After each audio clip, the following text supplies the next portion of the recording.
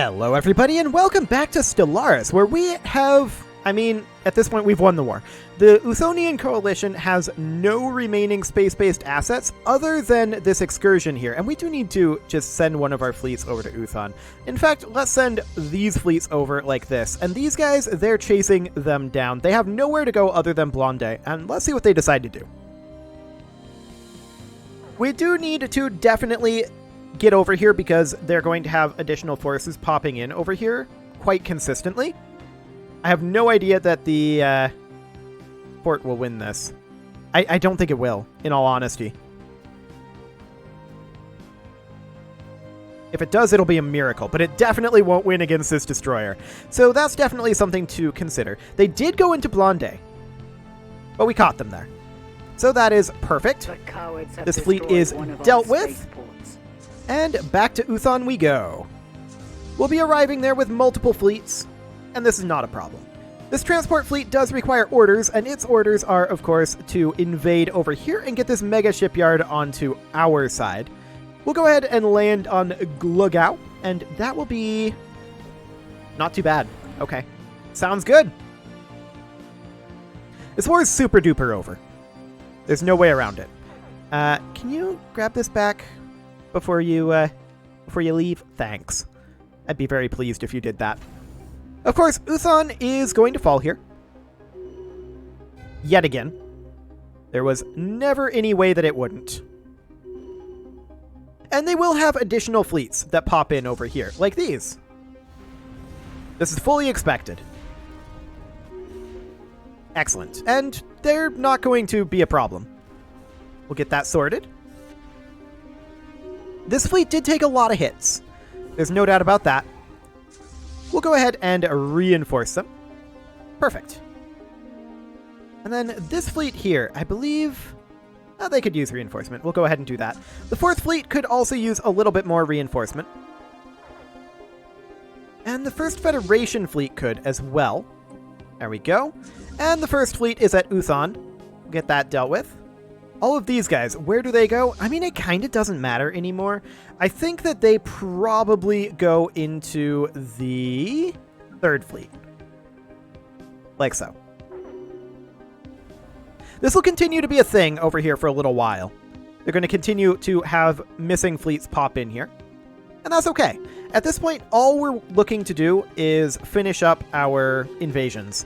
So only 188 reasons here. This could actually feasibly be over this episode. Very feasibly. So that's a thing. I didn't necessarily plan for this war to go this quickly, but here we are. And it's fine. That is completely okay. This may even end up being a bit of a short episode. That would be a little awkward if so, but the poll for the next episode is up, or rather, not the next episode. The next series that will follow this one in this time slot is up, so make sure to have your voice be heard on what that is going to be. By the time this episode goes live, let me just think here. I may not have decided yet what the next series is going to be. So make sure to let your voice be heard. I will have a sticky post when I've made up my mind on what it's going to be and am closing the poll. So just keep an eye out for that. And yeah, we will have that complete soon enough. We'll know what that next series is going to be, but I don't know that as of right now. That said, we should probably go up to Beta Hydri and go ahead and land up here. Wait, this is fully occupied, and they still have the mega shipyard. Okay, that's exciting. For some reason, I thought that the mega structure would swap over, but it does not. Good to know.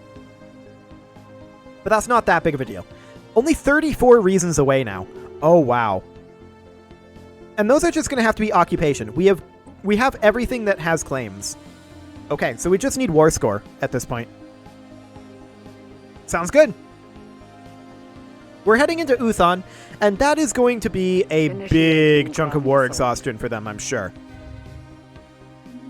But we're invading 2 planets at a time, and we only need, what, 34 reasons? 32 reasons now. Yeah, this is going to be over very soon. Sounds good. So we don't really care about reinforcing. We don't really care about our resources. This is all completely fine. This is pretty over. However, they have brought in another decently sized fleet. It's going to lose, but it's here. It's going to lose horribly, and it did. That did not go well for them at all. 25 reasons now. Excellent. This is taking a long time here. Because I was dumb. Got it. So we're going to head into Uthon, and we are just going to go ahead and land on a Glugbaf. It's a just beautiful name. It rolls off the tongue. Glugbaf. I like it. These guys are up in Beta Hydri, and they're going to be landing on Gluglurg. In fact, they have finished that. No, they haven't. That's these guys. Okay. They're almost done here. Fantastic. And that will net us a few more reasons to accept this. 22 now. Perfect. And we'll land... Oh, that was actually over on Bugrulsh. Again, it just rolls off the tongue. It's just... It's a lovely language. 18 reasons. Okay. Sounds good. They're continuing to send some fleets. They're not sending the fleets. They're continuing to have fleets come back from being missing in their capital. And that's fine. And they're continuing to pump ships out of their megastructure as well. So that's building us up war exhaustion, which is always nice to see. Breakthrough achieved. Only 16 more reasons. Does Stellaris have the time-lapse feature? I can't remember. If it does, that would be really interesting. We mostly just expanded to this shape and sat there for a really long time, working with our Federation. But that would still be a neat thing to see. I can't remember if Stellaris has that or not. I know, like, the older Paradox games have it, but the newer ones don't seem to. Which is probably to do with, like, save game file size or something like that. I'm guessing it's a more technical concern, because it's a cool feature. I do like that feature. We're going to head down over here and go ahead and land on Bugden. Perfect. And they're at only 9 reasons away from acceptance right now. This war is going to be over very quickly. You know, if I had realized that it was going to be over as quickly as it was, I probably wouldn't have done last episode. That said, this is episode 90, which is not as good of a round number as episode 100, but close enough, I suppose. It's a decent round number, so I guess that's fine. This may definitely be a shorter video, which isn't a great thing necessarily, but okay. I guess we'll call it good. So, they have another fleet in over here in Uthon. That's nice for them, I suppose. And one thing is for certain. It does perform a lot better in the late game than it did before they limited the pop growth. That is for sure. This is a lot better performance than late game Stellaris used to be. I'm still not necessarily saying that the pop growth is being limited is a good thing. But it does objectively perform a whole lot better. As evidenced by the fact that this is so much shorter of a series, and the reason for that is entirely because of the performance. This is not necessarily acceptable late game performance, considering my system specs, but it's playable. It's reasonable. Still needs work. There's still a lot of hitches, probably to do with various single-threaded workloads, but yeah, it's okay. It's an improvement, and honestly, I feel like I didn't really notice the population growth reduction that much. Reason being, I don't have to do as much min-maxing on the planets. It might be a little bit more noticeable if you're used to running these automated. Actually, it should be the other way around, right? It should be less noticeable if you're automating your planets. Now, it's definitely true that the planets aren't growing anywhere near as fast as they used to. But it also means that it's easier to run these manually, and it's so much more effective to run your worlds manually than it is to automate it. It really, really is. I think that we are going to put in an industrial district here. Not like it really matters, but I'd like to deal with this consumer goods crisis. I didn't realize we were out of consumer goods. We should just buy in a bunch of consumer goods. And I'm also going to do a monthly trade of some 500 of them. Actually, this is not the most efficient way to do this. I can tell you that. We'll do that. There we go. It's not like we're short on energy credits. It'll be fine. Okay, that'll help us pretty dramatically. Are these guys ready to surrender? They're one reason away from surrendering. Okay. So we're going to go ahead and land over here. And we're also going to land on their capital. I'm for sure going to invade their capital as, like, the final move of the war. I can't seem to right-click on it.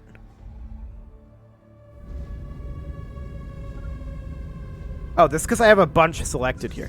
I only meant to have these guys selected. There we go.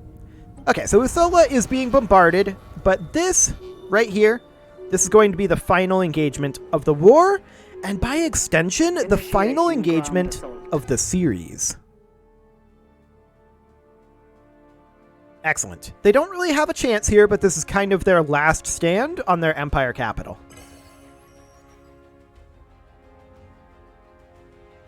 This is us bringing healthcare to the masses with only a small amount of collateral damage. And by a small amount, I mean merely trillions of lives. But it's worth it. Just think about all of the lives that healthcare will save in the long run. Ultimately, that's what matters here.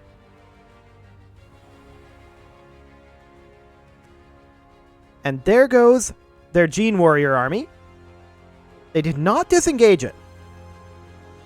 But this is it.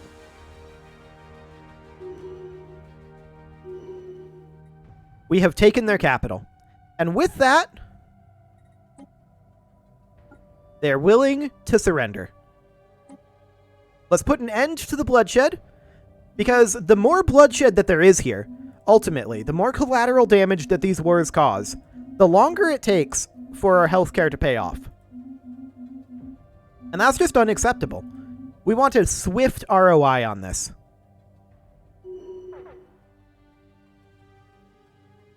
They're considering our offer.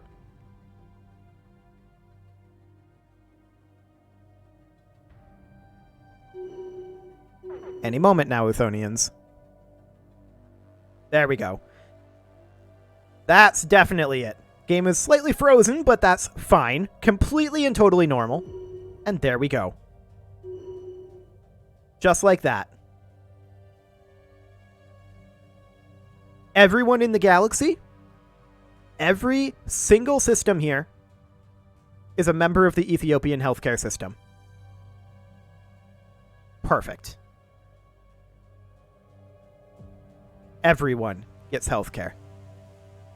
Now we need to spread to other galaxies and make sure that they have healthcare. Unfortunately, I don't know of a grand strategy that works on the universal scale. If you know of one, please let me know. We can maybe continue the Ethiopian campaign, but I'm unaware if such a game exists. As far as I know, it does not. Maybe it should, but that would be quite a game. There's no doubt about that. If it does exist, you can leave it in the poll. Okay, so I'm a little bit surprised that it didn't pop up a victory screen, because our Federation contains every star in the galaxy, I believe. Let's go through our contacts quick and just make absolutely sure about that. So the Artisan Troop, I suppose, are not part of our Federation, but I want to sort here. So we've got the Awoken, the Boki Consciousness, the Miravandia Consortium, the Talakur League, the Tazikian Foundation, the United Corinth Commonwealth, the Uko-Praknar Shipping Alliance, the Euthonian Coalition, the Yon Company, all members of the Ethiopian healthcare system, by force if necessary. Some of them are vassalized, or vassaled to us, rather. That's fine. But then we have the Artisan Troop, the Caravansary Caravan Coalition, the Curator Order. Nothing we can do about those. We've got the Ethiopian Empire. That's us. They're part of the Ethiopian healthcare system. We've got the Gurite Civilization. They're a feudal realm. They are in the Renaissance Age. they will be invited as soon as they come of age. And by invited, I mean held at gunpoint and told, you get healthcare now. Congratulations. The Mutagen Merchant Guild and Zura Corp. So yeah. Absolutely everyone here that can be a member of the Ethiopian healthcare system is a member of the Ethiopian healthcare system. And that is fantastic. The Bogey Consciousness are reasonably powerful, and we would take measures to curtail them if we were to continue, but there's no point. There is no point in continuing here. The best thing that we could do at this point would be to kick people out of our federation, or just straight up go crisis, and then fight all of them that are not vassalized right now. So that would be like the Uko Praknar, the Talakur League, the Boki Consciousness, and is that all of them that are not vassalized? No. The Awoken are not, the Boki Consciousness, the Miravandia Consortium, the Talakur League, the Corinth, and the Uko Praknar are not vassals. They chose to join us. The Tazikians, the Euthonians, and the Yon, all of them, they didn't exactly choose. We told them, you're going to get healthcare now, and you're going to like it. And they didn't like it, if I'm honest. But they'll come around. They will absolutely come around. I do wish that there was an option in here for the time lapse. I really like having that in the last episode. But alas, there is no such option. So this is a little bit of a short episode. I would have combined it with the last episode if I had realized that they were going to crumble quite this quickly, but here we are. That is an entire galaxy within our healthcare system. And it is beautiful. You can leave your offerings to the engagement gods in the form of likes, comments, subscribes, and bell ringings. And I'll see you next time with an as yet unknown new series. And that will be interesting. I hope. See you all then.